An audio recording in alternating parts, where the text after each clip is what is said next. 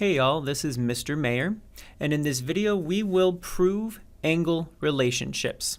By the end of this video, you want to be able to say, I can prove properties of angles true by using a two-column proof.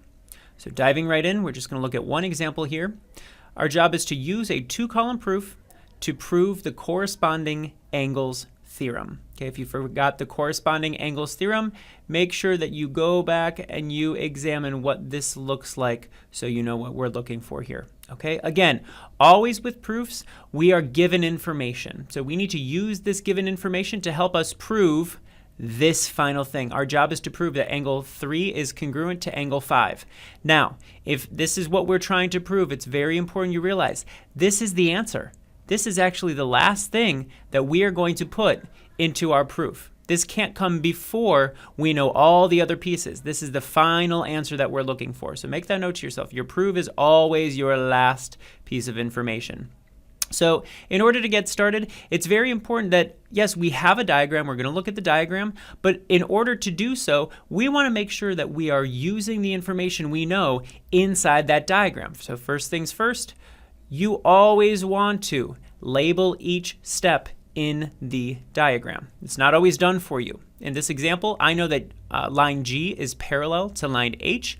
I need to go ahead and label that for myself so I know that that is true. So I'm going to put little arrows. You can put little triangles as well to mark that these two lines are parallel to each other. In addition, angle 4 is congruent to angle 5. So next thing I'm going to do is I'm going to mark that angle 4 is congruent to angle 5. Okay, now that I have those two pieces of information completed, now I'm ready to go ahead and start my proof table. So to go ahead and get started, again, you always want to start with what you know, and we know that lines G and H are parallel to each other. So that is the very first thing I'm going to put into my proof table.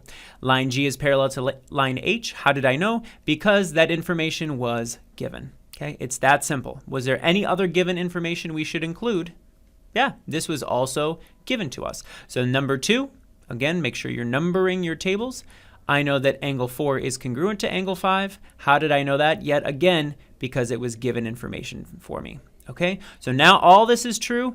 It's all labeled. Everything that's in the table is labeled in the diagram. And I am ready to continue. Now, next question we have is there anything that we also know true in the diagram that maybe is not marked yet? Well, by looking at these things, just looking at types of angles that you know, we see that angle 3 has to be congruent to angle 4. So I know angle 3 has to be congruent to angle 4. Why is that? What type of angles are 3 and 4 to each other? 3 and 4 are going to be vertical angles. So using this, I see that angle 3 must be congruent to angle 4. I'm going to go ahead and mark that in the diagram. Notice, if these are congruent, well, angle 4 already has a congruent symbol, one arc, one curve labeled. So I'm just going to go ahead and do the exact same thing on angle 3. So now angle 3 is congruent to angle 4. Again, how did we know that? What type of angles were they? We used the vertical angles theorem to show that that was true. Vertical angles theorem, this shows that the two vertical angles must always be congruent to each other. So to finish this one off, oh wow, I've already done it. Look what we've already noticed. We see now that 3 and 5 are congruent. Now, using this information, you always go step by step. How can I use number 2 and number 3 together to show that angle 3 has to be congruent to angle 5? Well, let's put it this way. 4 is congruent to 5. 4 is also congruent to 3. So if I were to substitute angle 3 into angle 4's place, then I would know that angle 3 is congruent to angle 5. So what I just did is I'm saying angle 3 must be congruent to angle 5 because of substitution. And this is how we can prove two angles congruent. In fact, those two angles you just proved, angle 3 and angle 5, those are corresponding angles to each other. So you literally just proved the corresponding angles theorem. Thanks for tuning in. See you in the next video.